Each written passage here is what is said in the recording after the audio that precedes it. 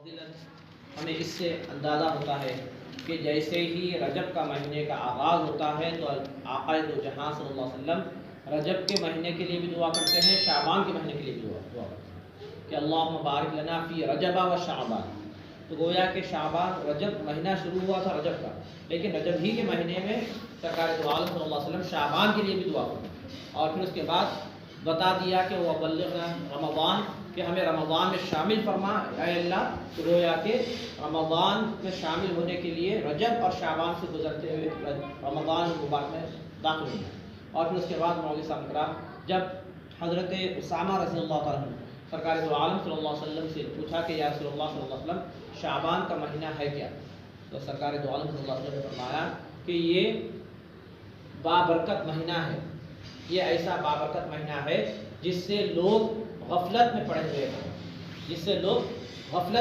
ہیں، یہ مہینہ ایسا ہے جو بڑا بابرکت ہے اور لوگ اس سے غفلت میں پڑے ہوئے ہیں۔ اور پھر اس کے بعد اما جان حضرت عائشہ صدیقہ رضی اللہ تعالیٰ عنہ فرماتی ہیں کہ اور شعبان کے مہینے میں سرکار دو عالم صلی اللہ علیہ وسلم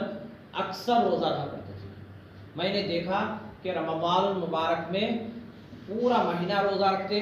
اور شعبان کے مہینے میں اکثر سرکار دو عالم صلی اللہ علیہ وسلم روزہ رکھتے۔ بعض اوقات تو ایسا ہوتا کہ سرکار روزے رکھتے شعبان کے مہینے میں، اب ہم سمجھتے کہ اب سرکار چھوڑیں گے ہی نہیں روزے، اور اس کے بعد پھر سرکار شعبان کے مہینے میں روزے چھوڑ دیتے۔ اور ایک روایت میں یہ ہے کہ شعبان کے مہینے میں سرکار دو عالم صلی اللہ علیہ وسلم روزے رکھا کرتے تھے، اتنے رکھتے تھے کہ جیسے رمضان المبارک قریب آ جاتا تو روزے چھوڑ دیتے تھے تاکہ شعبان اور رمضان میں فرق معلوم ہو جائے۔ تو گویا کہ یہ مہینہ وہ مہینہ ہے جس میں اللہ تعالیٰ رحمتیں اور برکتیں رکھا ہے، اور پھر گویا سرکار دو عالم صلی اللہ علیہ وسلم اس ماہ مبارک میں روزے رکھتے ہوئے بتا دیا کہ اس مہینے میں عبادتیں کرنا ہے، عبادتیں کثرت سے کرنا ہے۔ اور پھر اس کے بعد سرکار دو عالم صلی اللہ علیہ وسلم ایک حدیث مبارکہ میں فرماتے ہیں کہ جیسے ہی شعبان کا مہینہ آ جائے تو تم اپنے جسموں کو پاک کرو اور اپنی نیتوں کو پاک کرو اور اپنے آپ کو عبادت کے لیے تیار کرو، اپنے جسموں کو بھی پاک کر لو اور اپنے نیتوں کو بھی پاک کر لو اور اپنے آپ کو عبادتوں کے لیے تیار کر لو۔ اور پھر اس کے بعد مولوی صاحب اکرام شعبان کے مہینے میں سرکار دو عالم صلی اللہ علیہ وسلم نے جب برکت کی دعا کی ہے تو یہ بتا دیا کہ برکت اس مہینے میں مقرر ہے۔ اور پھر کہتے ہیں کہ ایک سرکار دو عالم صلی اللہ علیہ وسلم سے جب پوچھا گیا کہ یا رسول اللہ صلی اللہ علیہ وسلم رمضان المبارک میں تو روزے فرض ہے، رمضان المبارک میں روزے فرض ہے، لیکن ہم نے دیکھا ہے کہ رمضان میں آپ ایک بھی روزہ چھوڑتے نہیں ہیں اور شعبان میں اکثر آپ روزے رکھتے ہیں، وجہ کیا ہے؟ تو سرکار دو عالم صلی اللہ علیہ وسلم نے فرمایا کہ اسی ماہ مبارک میں سال بھر کے اعمال اللہ تعالیٰ کے دربار میں پیش کیے جاتے ہیں۔ سرکار نے کیا فرمایا کہ اسی ماہ مبارک میں سال بھر کے اعمال اللہ تعالیٰ کے دربار میں پیش کیے جاتے ہیں۔ تو میں چاہتا یہ ہوں کہ جب میرے اعمال اللہ تعالیٰ کے دربار میں پیش ہو تو میں حالت روزے سے رہوں، میں روزے کی حالت میں رہوں، اس لیے کہ اسی ماہ مبارک میں سال بھر کے پچھلے سال کے تمام عبادتیں اللہ کے دربار میں ایک سال کا حساب کتاب پیش کیا جاتا ہے، پھر آنے والے سال کے لیے اللہ تعالیٰ جو سو ملائکہ کو ہمارے رزق کو عطا فرماتا ہے، جس کی ذمہ داری ملائکہ کے حوالے کر دیتا ہے۔ تو بہرحال مولوی صاحب اکرام یہ مہینہ بڑا بابرکت مہینہ ہے، اور جس طرح کسی کے اندر کوئی خاصیتیں ہوتی ہے تو پڑوس بھی اتنا ہی اہمیت والا ہوتا ہے۔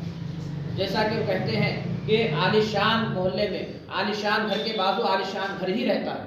اور جھوپڑ نما علاقے میں جھوپڑیوں کے بازو جھوپڑی ہی رہتی ہے۔ تو رمضان مبارک بھی ایک شاندار مہینہ ہے، تو شعبان کا مہینہ بھی اس کو لگا ہوا ہے، تو یہ مہینہ بھی بڑا ہی شاندار مہینہ ہے۔ اور پھر اس بات پر بھی غور کر لیجئے کہ سرکار دو عالم صلی اللہ علیہ وسلم نے ایک حدیث مبارکہ میں فرمایا کہ رجب شہر اللہ، رجب اللہ کا مہینہ ہے، شعبان الشہری، شعبان میرا مہینہ ہے فرمایا، اور پھر وہ رمضان شہر امت کی، اور رمضان میری امت کا مہینہ ہے۔ تو گویا کہ رجب کا مہینہ گزار چکے جو اللہ کا مہینہ تھا، اور اللہ تعالیٰ ہمارا خالق و مالک ہے۔ اب یہ شعبان کا مہینہ ہے، آقا دو جہاں صلی اللہ علیہ وسلم سے جس کو محبت ہوتی ہے، تو جس چیز سے سرکار کو نسبت ہوتی ہے اس سے بھی محبت ہوتی ہے، تو یہ مہینہ ویسا ہی مہینہ ہے جس سے محبت ہمارا جس کا احترام تعظیم ہمارے دل میں ہونی چاہیے، اور پھر عبادتوں میں اضافہ ہونا چاہیے، تاکہ یہ مہینہ وہ ہے جو رمضان المبارک سے پہلے ہے، یعنی ہم اس مہینے کو گویا کہ ایک پریکٹس کا مہینہ کہہ سکتے ہیں کہ ہماری عبادت میں اصلاح، ہماری عبادت میں بہتری، ہماری عبادت میں صحیح جو کچھ غلطیوں کو دور کر لینا، یہ اس مہینے میں۔ اس کے بعد آنے والا مہینہ پھل کاٹنے کا مہینہ، جیسا سرکار نے کیا فرمایا کہ رجب کا مہینہ بیج بونے کا مہینہ ہے، اور شعبان کا مہینہ جہاں پر آپ بیج بوئے تھے وہاں پر پانی ڈالنے کا مہینہ، اور رمضان کا مہینہ پھل کاٹنے کا مہینہ ہے۔ تو گویا کہ رمضان میں پھل کاٹنا ہے، رجب میں محنت کیے، بیج بوئے، اب رمضان میں پھل کاٹنا ہے۔ تو درمیان کا مہینہ شعبان کا ہے، جس میں آگ پیاری کرنا ہے، یعنی پانی ڈالنا ہے۔ جب پانی ڈالیں گے تو تبھی جیسے زمین میں جو بیج بویا گیا وہ ایک پودا بنے گا،